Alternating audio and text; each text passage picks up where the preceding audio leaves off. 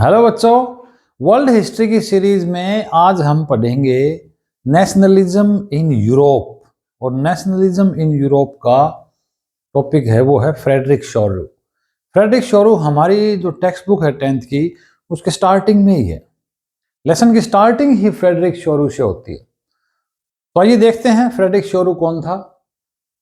1848 में पूरे यूरोप में एक नेशनलिज्म की लहर चली थी 1848 में, और उसमें जर्मनी, इटली, फ्रांस, सब जगह बहुत ज्यादा चेंजेस आए थे, कई रिवॉल्यूशन हुई थी। उसी टाइम फ्रेडरिक शोरू, जो कि फ्रांस का एक आर्टिस्ट था, इसने एक प्रिंट बनाई थी, पेंटिंग बनाई थी, और उससे उसने एक मैसेज दिया था फ्रेटर्निटी का, रिपब्लिक का, डेमोक्रेसी का। उसने एक मैसेज दिया था। तो आइए जानते हैं कौन था फ्रेडरिक शोरू और उसने क्या किया था। देखिए, फ्रेडरिक शोरू एक फ्रेंच आर्टिस्ट था, फ्रांस का एक आर्टिस्ट था, पेंटर था, ठीक है, फ्रांस का। और इसने एक सीरीज बनाई थी 4 प्रिंट की, 4 प्रिंट की एक सीरीज बनाई थी। He prepared a series of 4 prints. कब? 1848, ये जरूर याद रखना है, 1848 में बनाई थी, क्योंकि पूरे यूरोप में बहुत ज्यादा चेंजेस आए थे 1848 में। फ्रांस में भी रिवॉल्यूशन हुई, वो लुई फिलिप वाली, और ये फ्रैंकफर्ट पार्लियामेंट भी बनी, बहुत सारे चेंजेस आए थे। उसी टाइम उसने, फ्रेडरिक शोरू ने, जो एक बहुत अच्छा पेंटर था, प्रिंट करने वाला, इसने 4 प्रिंट बनाई। उसमें जो प्रिंट में एक जो प्रिंट थी पहली, फर्स्ट प्रिंट, उसमें उसने यूरोप और अमेरिका को शो किया है। यूरोप और अमेरिका के जो कंट्री हैं, अमेरिका यहाँ कॉन्टिनेंट है, यूरोप और अमेरिका के कॉन्टिनेंट है, उनके कंट्रीज को दिखाया है डेमोक्रेसी के रूप में, अपने नेशनल फ्लैग लिए हुए। तो इसने क्या क्या शो किया है अपने स्प्रिंट के थ्रू? फ्रेडरिक शोरू ने क्या शो किया है?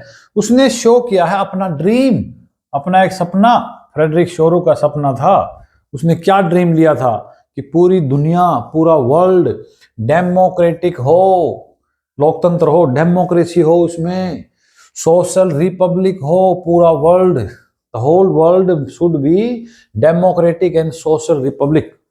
रिपब्लिक होता है जिसमें मोनार्की न हो, हेरिडिटरी रूल न हो, head of the country elected हो, वो रिपब्लिक होता है, ठीक है। और डेमोक्रेसी जहां इलेक्टेड गवर्नमेंट हो, गवर्नमेंट बाय पीपल। तो ये सपना था फ्रेडरिक शोरू का, डेमोक्रेटिक एंड सोशल रिपब्लिक, ये उसका ड्रीम था।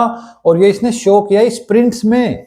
पहली प्रिंट में क्या था, अब ये देखते हैं। हमारी बुक में पहली प्रिंट दे रखी है, प्रिंट इसने 4 बनाई थी, लेकिन बुक में हमारे फर्स्ट प्रिंट दे रखी है, और इससे रिलेटेड ही क्वेश्चन पूछते हैं।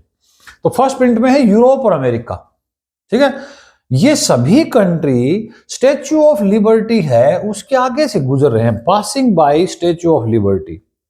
स्टेच्यू ऑफ लिबर्टी है, जो कि एक वो स्टेच्यू ऑफ लिबर्टी जो है ना, लिबर्टी को एक फीमेल फिगर बना दिया गया था, लिबर्टी को एलेगरी कर दिया, पर्सोनिफाइड कर दिया लिबर्टी को, क्योंकि एब्स्ट्रैक्ट आइडिया है ये तो, लिबर्टी तो, इसलिए उसको एक ये liberty of, statue of liberty को एलेगरी के रूप में यूज करते हैं देश की आजादी के लिए।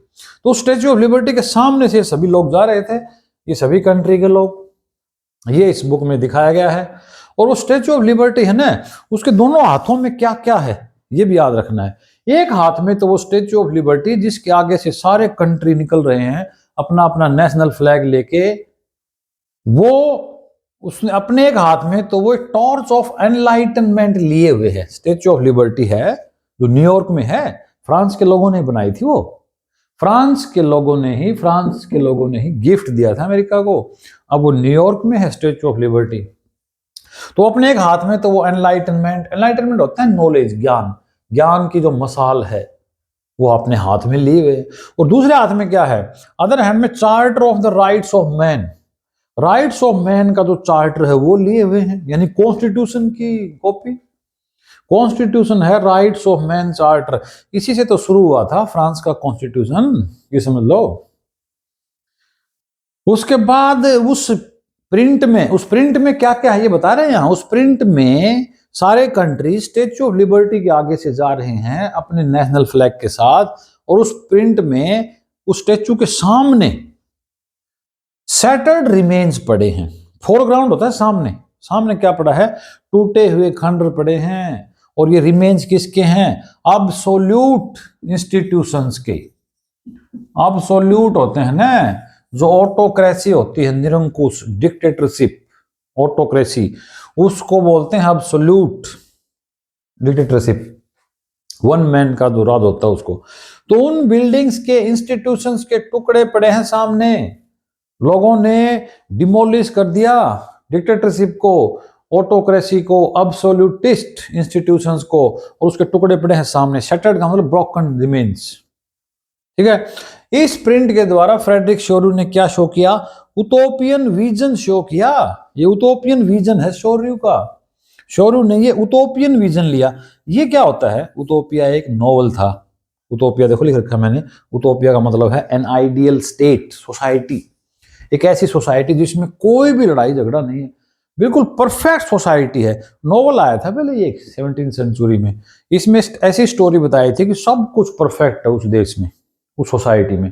Political system best, economic system best, सब भाईचारा, कोई लड़ाई झगड़ा नहीं। लेकिन रियल लाइफ में ऐसा एग्जिस्ट नहीं कर सकता। रियल लाइफ में ऐसा उटोपिया वाली सोसाइटी नहीं हो सकती। खाली काल्पनिक था उटोपिया तो। इसलिए इसको उटोपियन विजन बोलने लगे, जहां सब कुछ परफेक्ट हो, अच्छी डेमोक्रेसी हो, रिपब्लिक हो, भाईचारा हो, फ्रेटर्निटी हो। तो ये उटोपियन विजन था फ्रेडरिक शोरू का। अब आगे हमें देखना है कि वहां पर उसमें कौन कौन से कंट्रीज आ रहे हैं और उनका सीक्वेंस क्या है, कौन आगे कौन पीछे है। तो इसको उसने लिखा है the pact between nations. Nations के बीच में ये समझौता, पैक्ट बिटवीन नेशन नाम दिया इस प्रिंट को, पहले प्रिंट को, जिसमें यूरोप है और अमेरिका है, जिसको कहा उसने पैक्ट बिटवीन नेशंस। और जहां ये सारे कंट्री चल रहे हैं उनमें सबसे आगे है यूएसए और स्विट्जरलैंड, अमेरिका और स्विट्जरलैंड है, क्योंकि ये नेशन स्टेट बन चुके थे, ये इंडिपेंडेंट स्टेट बन चुके थे ना।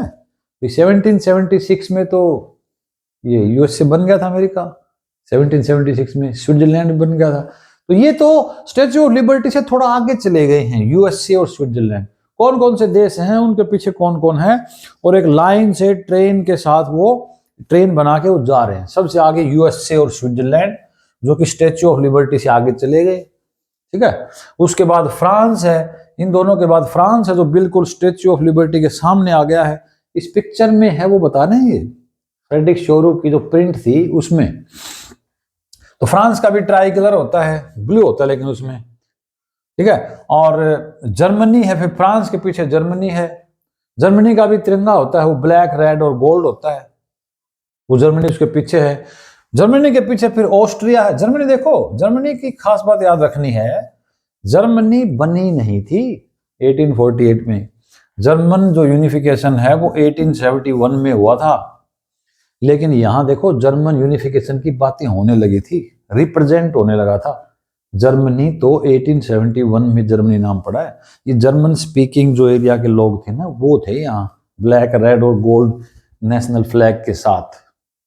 ठीक है। तो पहले ही शुरू हो गए थे 48 में। उसके बाद ऑस्ट्रिया है, 2 सिसिलीज है, फिर लोम्बार्डी है, पोलैंड है उसके पीछे इंग्लैंड है, उसके पीछे आयरलैंड है। ऐसे सारे लोग चलते हुए जा रहे हैं। फिर हंगरी है, लास्ट में रसिया है। ये सारे कंट्री लाइन बना के, तो सबसे आगे यूएसए, स्विट्जरलैंड, ये दोनों तो कंट्री बन गए थे, बाकी ये स्ट्रगल कर रहे थे इंडिपेंडेंट बनने के लिए। ठीक है।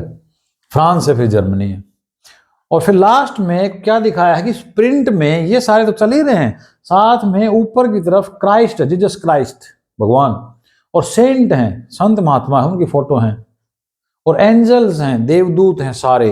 वो आसमान से, हेवन से ऐसे देख रहे हैं। स्टेचू के आगे से ये सब लोग जा रहे हैं, उनको देख रहे हैं। ये किसका सिंबल है? क्राइस्ट, जीसस क्राइस्ट, सेंट और एंजल्स। ये फ्रेटर्निटी का, भाईचारे का। ठीक है।